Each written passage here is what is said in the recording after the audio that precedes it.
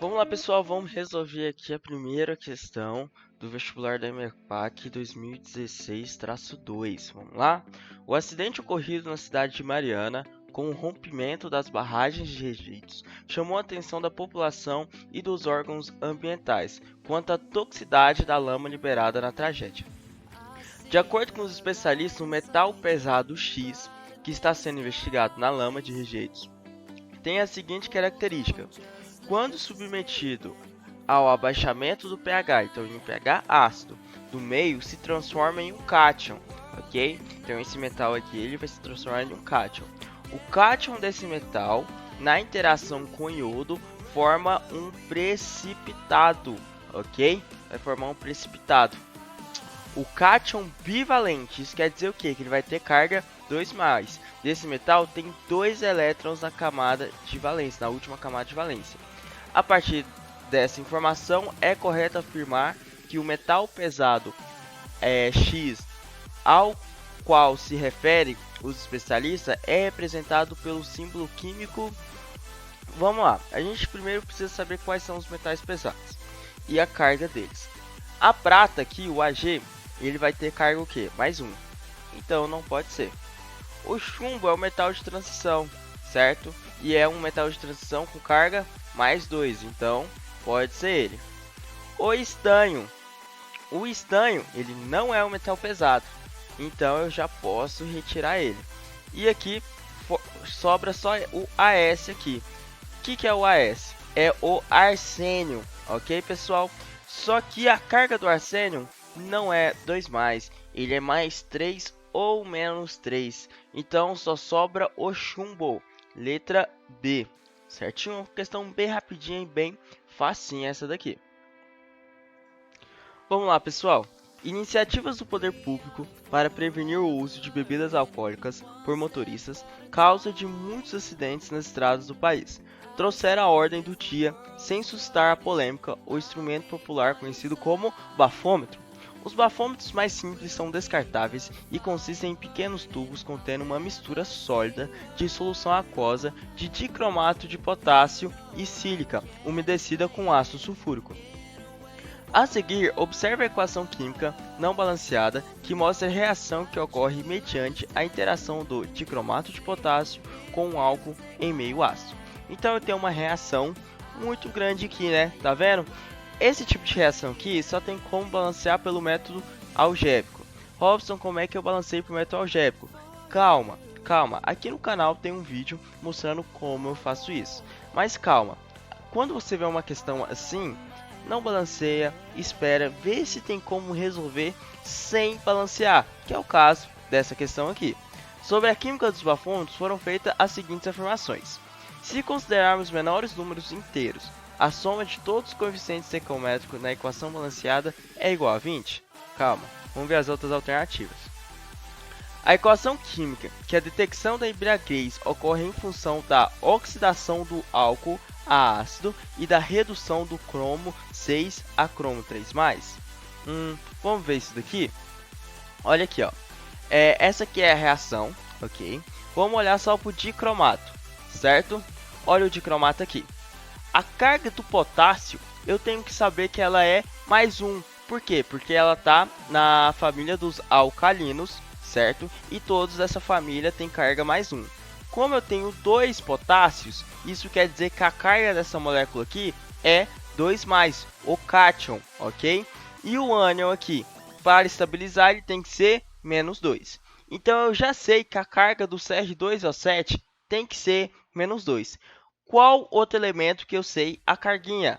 O oxigênio. O oxigênio ele tem carga -2. Quantos oxigênios eu tenho aqui? Eu tenho 7. Então eu tenho -14 de cargas. Então eu posso colocar aqui, ó, que x menos 14 é igual a -2. Passo o -14 para o outro lado positivo, vai ficar como? 14 menos 2, que dá igual a 12. Só que, quantos cromos eu tenho? Eu tenho 2, então 12 dividido por 2 é igual a 6. Então aqui está corretíssimo. Agora no próximo eu tenho o quê? Eu tenho sulfato de cromo, certo? Como saber qual que é a carga do sulfato? Olha para o ácido aqui sulfúrico, H2SO4. A carga do hidrogênio, por estar na família 1A, é mais 1. Como eu tenho 2 hidrogênios aqui, eu tenho carga mais 2. Para estabilizar essa molécula, tem que ser igual a zero. Então, o sulfato ele tem carga menos 2, certo? Quantos sulfatos eu tenho aqui? Eu tenho 3, não tenho? Então, menos 2 vezes 3 é igual a menos 6. Repetindo, a carga dessa molécula tem que ser igual a zero. Então, o cromo aqui ele tem carga 6 positivos. Quantos cromos eu tenho? Eu tenho 2, então 6 dividido por 2 eu tenho 3. Então o que está acontecendo? O cromo está reduzindo de carga 6 mais para mais 3, certo? Então ele está reduzindo. Só que olha esse detalhe aqui. A equação química mostra que a detecção da embriaguez ocorre em função da oxidação do álcool a ácido e da redução do cromo 6 a cromo 3. Pessoal, essa reação aqui acontece por causa somente da redução do cromo, ok? Do cromo 6 para cromo 3, ok? Por isso que a 2 está incorreta, certo? Vamos lá para 3. Na equação química, o cromato de potássio é o agente oxidante? Sim, podemos falar que ele é o agente oxidante. Por quê? Porque quem reduz, ele é o agente oxidante. Então, aqui está correto. O ácido sulfúrico é o agente redutor? Não. O ácido sulfúrico aqui, ele só está na reação para deixar o meio ácido, ok? Porque essa reação só acontece meio ácido. Então, ele não está acontecendo oxidação nele. Por isso, agente redutor. Então, as incorretas eu tenho o quê? Eu tenho a 2 e a 3. A D, não é? Letra D. A 1, você viu que nem precisou fazer, pessoal, ok? Então, ficou bem tranquilinha. Mas é bom você aprender a fazer balanceamento por método algébrico. É o melhor jeito de balancear, certo? Então, vamos para a próxima? Considere que você adicionou 0,05 grama de uma amostra hipotética de XOH. Então, isso daqui é o que? É uma base, certo? É uma base e esse elemento X eu nem sei quem é. Em 1 litro de água. A certa temperatura, o produto de solubilidade do XOH é igual a 10 elevado a menos 8. Despreze que a adição do soluto na água altera o volume da solução. Nessas condições, sabendo que a massa molar de XOH é 100 gramas por mol, é correto afirmar que a massa em gramas de XOH, que não dissolveu na água, é igual a... Vamos lá para uma questão de equilíbrio químico, a gente vai utilizar constantes, não é? É isso? Então vamos lá. Eu tenho um equilíbrio entre o X, OH, dando X mais OH menos. Robson, como é que você sabe que é X mais? Porque o H tem carga menos, ok? Menos 1. Então, se não está nada multiplicando aqui, ele vai ter carga X mais, certo? E ele me dá já a constante, né? De produto de solubilidade, o KPS, que é 1 vezes 10 elevado a menos 8, ok? Se eu tenho o KPS, eu preciso encontrar o quê? Eu preciso encontrar a massa em gramas. Mas para encontrar a massa em gramas, eu preciso primeiro saber a concentração. Então, KPS vai ser o quê? Vai ser o produto, ok? A concentração de produtos, certo? Dividido pela concentração do seu reagente. Só que o reagente aqui ele vai ser sólido. Robson, como é que você sabe que ele é sólido? Adicionou 0,05 grama de uma amostra hipotética. Esse grama aqui está me falando que ele é sólido, certo? Então, vai ficar como? KPS é igual a concentração de X+, vezes a concentração de OH-, certo? No KPS, eles vão ter a mesma concentração, ok? Se eles vão ter a mesma concentração, eu posso chamar isso aqui de X ou de OH a mesma coisa. Aqui eu chamei de OH a mesma coisa.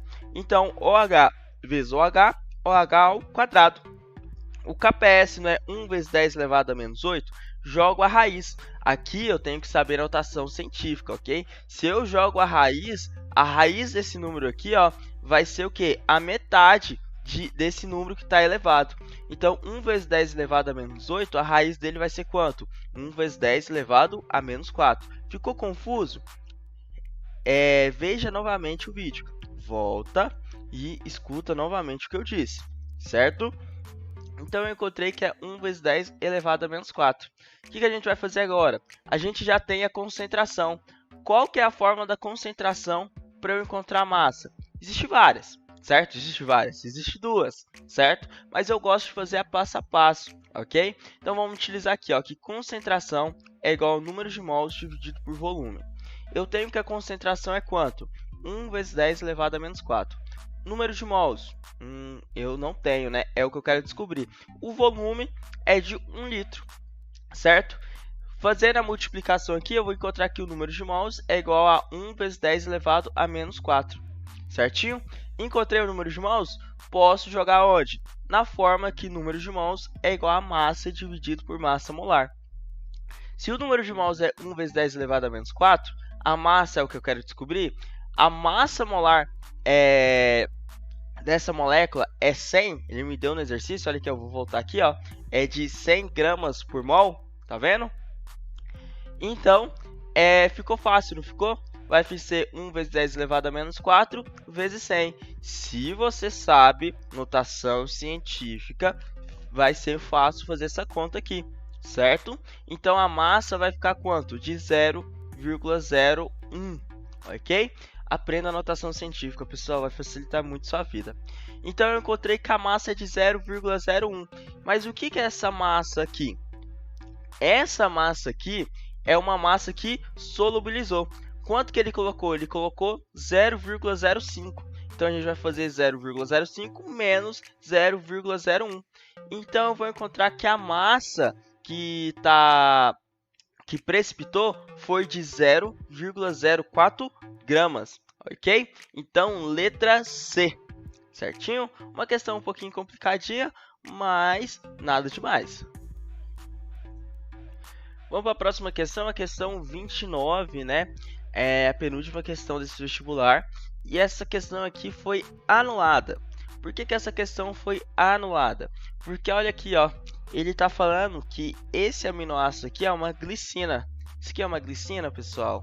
Olha para cá. Não, isso aqui é uma alanina. Ele até coloca aqui analina, impossibilitando de eu achar uma questão satisfatória aqui. Então, essa questão foi anulada por causa desse errinho aqui, certinho? Última questão de hoje, vamos lá. O quadro a seguir descreve a quantidade de elétrons e a massa atômica de 3 elementos, X, Y, Z, quando seus átomos estão em diferentes formas iônicas, ok? Então, ele coloca aqui o X+, Y2-, Z2+. Número de elétrons e massa atômica, certo? A partir dos dados, é correto afirmar que as moléculas YZ- e X2 são apolares? Não, pessoal. Para a molécula ser apolar, ela não pode ter o quê? Uma carguinha aqui, ó. E tá vendo que ela tem uma carguinha? Essa carguinha aqui vai trazer o quê? Polaridade para essa molécula. Então, a A está errada. O íon Z2+, é isótopo de oxigênio. Vamos lembrar que é isótopo. Isótopo quer dizer o mesmo, certo? Isótopo, o mesmo que quantidade de prótons de oxigênio. Quantos prótons eu tenho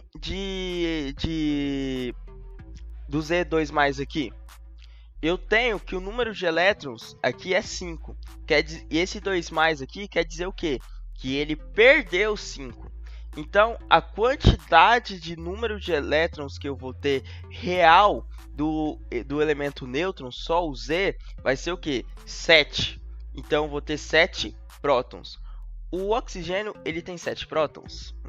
Acredito que não, né? Então, a letra B está errada. Robson, como é que você sabe isso? Pessoal, vai na tabela periódica que o próprio vestibular dá e lá você vai ver o peso atômico, o número atômico, ok? Então fica bem fácil de você saber qual que é a molécula aqui, certo?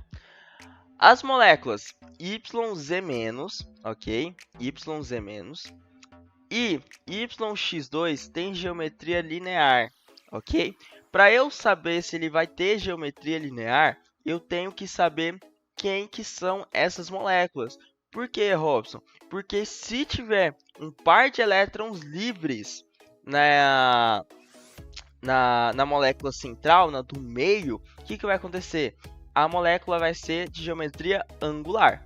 Então, eu preciso saber quem que são esses elementos aqui. Então, pessoal, peguei uma tabela periódica aqui e vamos ver quem que são eles. Olha aqui, ó.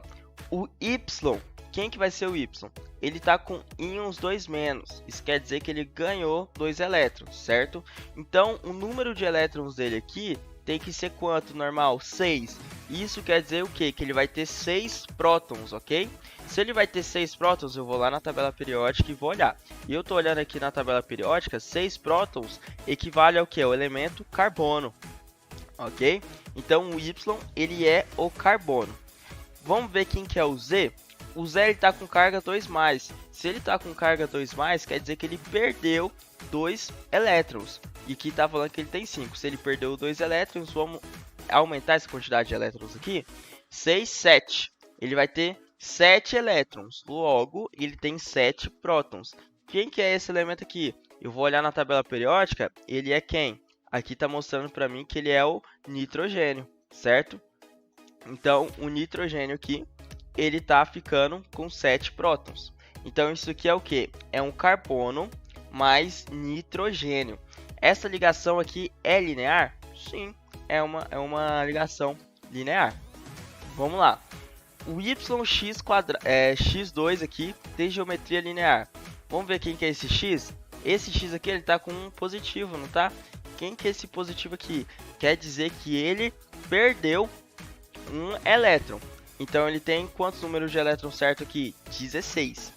16 elétrons, logo ele vai ter 16 prótons, ok? Se ele vai ter 16 prótons, olhando na tabela periódica aqui, esse elemento aqui vai ser o enxofre, certo? O átomo do meio vai ser o carbono. O carbono vai ter pares de elétrons livres ligando com 2 enxofres? Não, ele não vai ter. Se ele não vai ter, essa geometria aqui vai ser linear. Então, letra C correta. Vamos ver a D aqui. O Z, ele normal, a gente já viu que o Z normal, ele é um nitrogênio. E o Y2- são isoeletrônicos, ok? Quantos elétrons tem o íon Z? O íon Z normal, ele vai ter 7 elétrons, certo? Ele vai ter 7 elétrons. O íon 2-, ele tem 8. Isoeletrônico quer dizer o quê? Iso, o prefixo quer dizer que ele vai ter um mesmo. E eletrônicos, a mesma quantidade de elétrons. 8 e 7 são diferentes, então a D está incorreta, certinho? Essa foi a última questão do vestibular, bem tranquilinha, certo? Então, até a próxima.